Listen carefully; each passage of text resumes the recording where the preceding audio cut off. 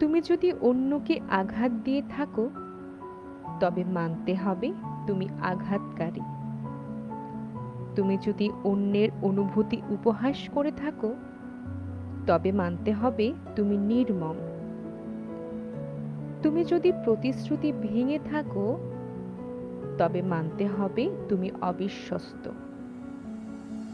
কিন্তু এখানেই শেষ নয়। ভুলের দায় স্বীকার করাই সংশোধনের প্রথম ধাপ। তুমি যদি সত্যি মূল্য দিতে জানো, তবে নতুনভাবে শুরু করো।